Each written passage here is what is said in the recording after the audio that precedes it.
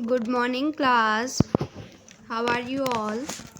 तो students basically ये आपका लेक्चर नंबर 3 है, जिसमें मैं आपको वाटर पॉल्यूशन के बारे में पढ़ाऊंगी।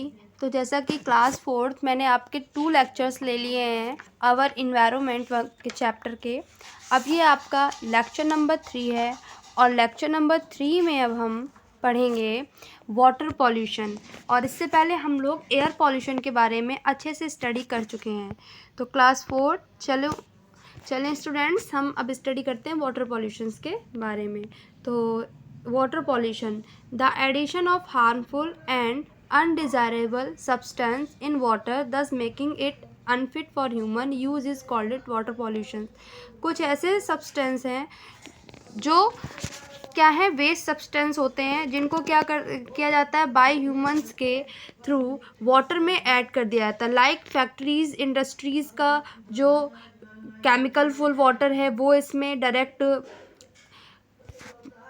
सेंड कर दिया जाता है। और उसके बाद में जो fertilising and the pesticides used by farmers through, वो भी सारी चीज़ें इसमें ऐड कर दी जाती हैं।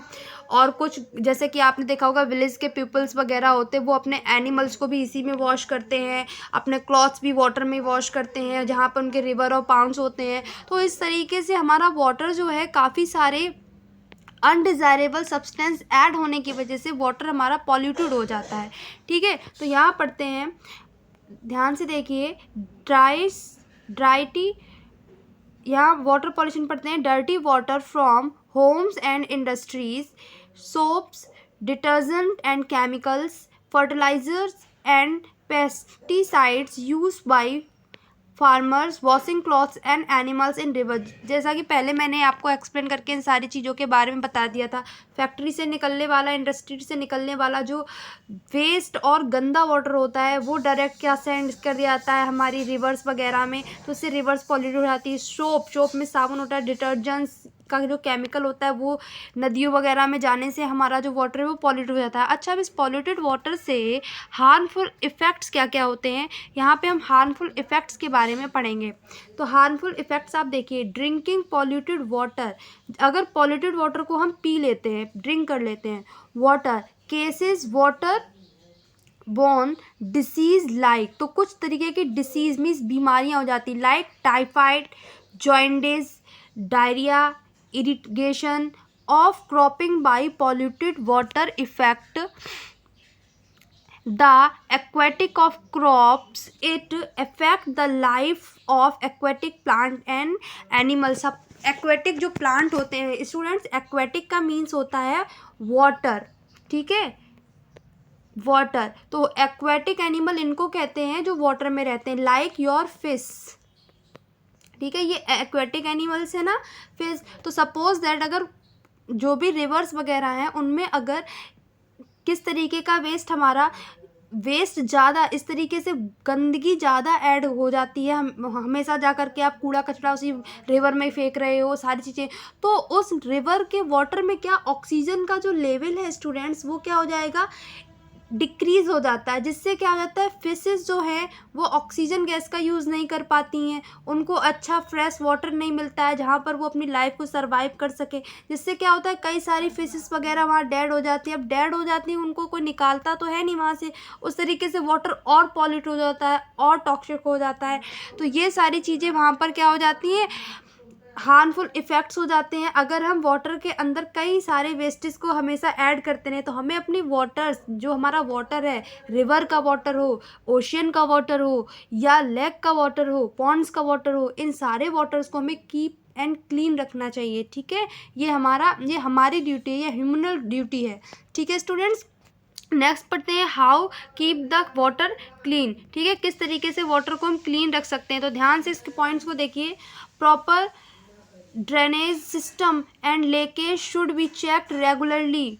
Wastage from home and industries should be treated well before dumping them in water bodies. Washing clothes, animal, etc. should be banned near river. इस चीज़ को हमें बैन कर देना चाहिए। किस चीज़ को, कि रिवर के पास में बैठकर आप कपड़े धो रहे हो, एनिमल्स को नहला रहे हो, तो ये सारी चीज़ों पर हमें क्या करना चाहिए, बैन लगाना चाहिए, रोक लगानी चाहिए, जिससे हम अपने वाटर को क्या क्या कर सकें, वाटर को क्लीन करके रख सकें। ठीक है स्टूडेंट्स, नेक्स्ट एक्टिविटीज़ में आप देखिए, यहाँ पे ये एक्टिविटीज़ आपको करना है, SW में करना है। ठीक है, ध्यान से अपनी बुक्स में करिएगा। Tick the correct option. CNG diesel is a green fuel. CNG green fuel है या डीजल ग्रीन फ्यूल है? तो हमारा CNG ग्रीन फ्यूल है, तो CNG पे हम टिक करेंगे। Chimney of A factory should be toll या शॉर्ट? जो फैक्ट्रीज होती हैं, ठीक है, इस तरीके से फैक्ट्रीज बनी होती है, उसमें चिमनियाँ लगी होती हैं, ये टॉल सी, तो ये टॉल होती हैं, शॉर्ट होती हैं? तो जाहिर सी बात है टॉल होती है, तो टॉल पर हम टिक करेंगे। ठीक है, ice cap in polar regions is melting freezing quickly, तो यहाँ पर आप मेल्टिंग पर टिक करेंगे। ठीक है, polluted water harm aquatic terrestrial animal, तो टेरेस्ट्रियल एनिमल वो होते हैं, देखिए टेरेस्ट्रियल एनिमल्स का मतलब होता है जो ज़मीन पर रहते हैं। ठीक है, और एक्वेटिक अभी मैंने आपको बताया था जो वाटर पर रहते हैं, ज़मीन यानी कि लैंड एनिमल। ठीक है, तो यहाँ पर एक्वेटिक पर हम टिक करेंगे। नेक्स्ट हम अपना देखते हैं सॉइल पॉल्यूशन। ठीक है, it is causes by the addition of the undesirable harmful substance to soil the garbage that we throw can be separated in 2 categories. कुछ तरीके का गार्बेज होता है स्टूडेंट, गार्बेज का मीनिंग होता है कचरा। क्या होता है इसका मीनिंग? गार्बेज का मीनिंग होता है कचरा। ठीक है, कूड़ा कचरा वगैरह।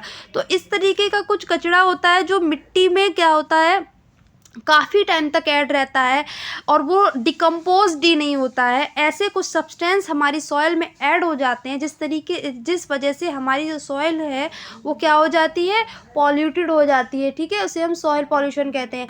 अब हम पढ़ेंगे category types of garbage. There are 2 types category of waste. First है, हम पढ़ेंगे biodegradable waste. Biodegradable waste kitchen waste होता है आपका। किचन वेस्ट में क्या, vegetables, fruits, peels, stalls, leaves, paper, newspaper, dead nets, animals, ये सारी मतलब वेजिटेबल्स के छिलके वगैरह, फ्रूट्स के छिलके वगैरह।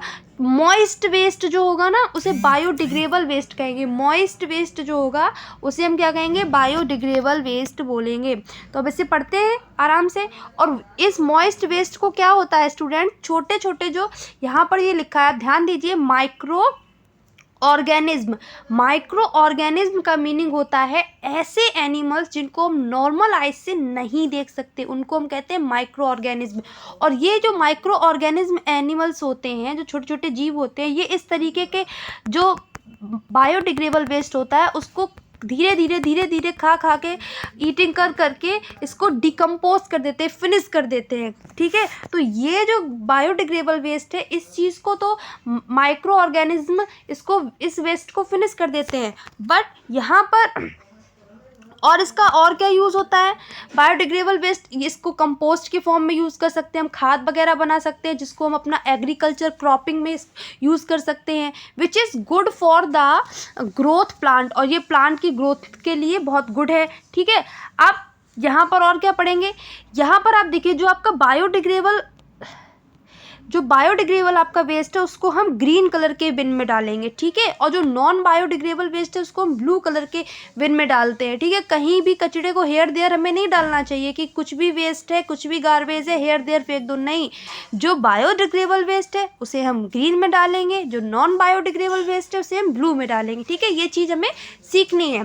ठीक है, अब ध्यान से हम पढ़ते हैं नॉन बायोडिग्रेडेबल वेस्ट। ठीक है, आर मेटल्स, क्या होता है मेटल्स, प्लास्टिक, मेटल्स सभी तरीके की जो भी आपके जैसे आयरन हो गया, ठीक है, एल्युमिनियम हो गया, स्टील हो गया, ये मेटल्स में काउंट किए जाएंगे। प्लास्टिक आप समझते ही हो।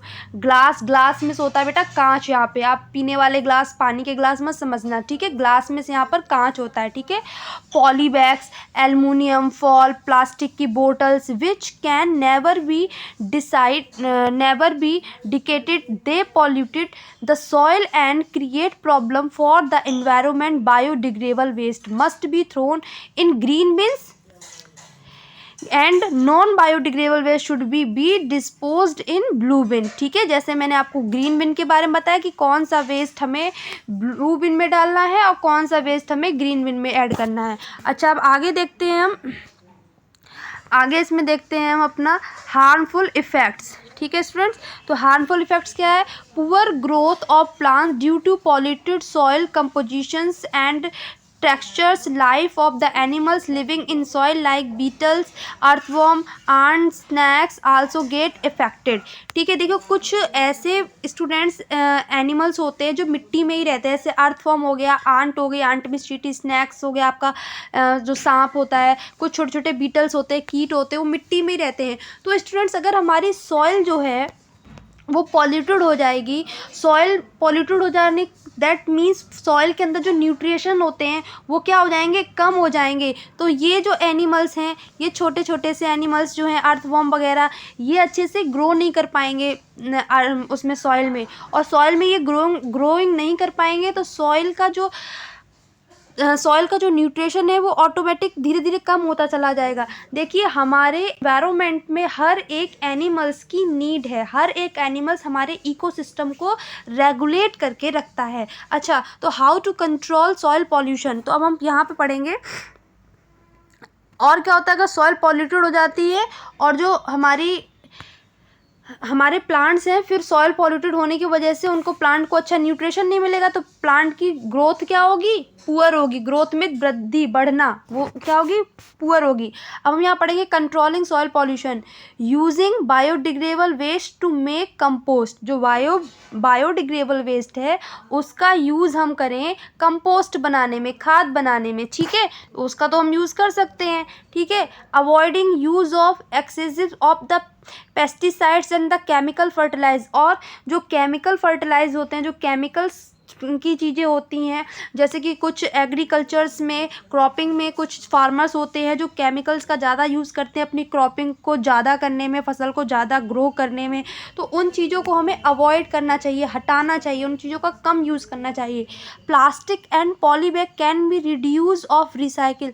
जो प्लास्टिक के बैग्स होते हैं, प्लास्टिक के पॉली बैग्स होते हैं, उनको एक बार यूज़ करके फेंकना नहीं चाहिए कि एक बार यूज़ कर दिया उसे और फेंक दिया। इनको हमें रीयूज़ कर देना चाहिए, दोबारा से यूज़ करना चाहिए, या फिर किसी ऐसी जगह जाकर इन्हें डिकम्पोज करना चाहिए जिससे हमारी सॉइल पर कोई इफ़ेक्ट ना पड़े। ठीक है, ये नहीं कि हमने कहीं भी फेंक दिया और इसको अदर एनिमल्स ने खा लिया, फिर उसकी एनिमल्स की डेथ हो गई, इस तरीके से नहीं करना चाहिए। इनको रिसाइकिल करना चाहिए, इनका दोबारा से भी हमें यूज़ कर लेना चाहिए। ठीक है, इसके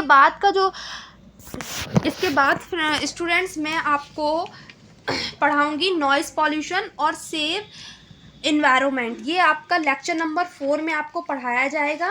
ठीक है, और तब तक आप लोग बायोडिग्रेडेबल और नॉन बायोडिग्रेडेबल को अच्छे से पढ़ेंगे। बायोडिग्रेडेबल के आपको एग्जाम्पल लर्न करने हैं और नॉन बायोडिग्रेडेबल के एग्जाम्पल आपको लर्न करने हैं अच्छे से। ठीक है स्टूडेंट्स, ओके।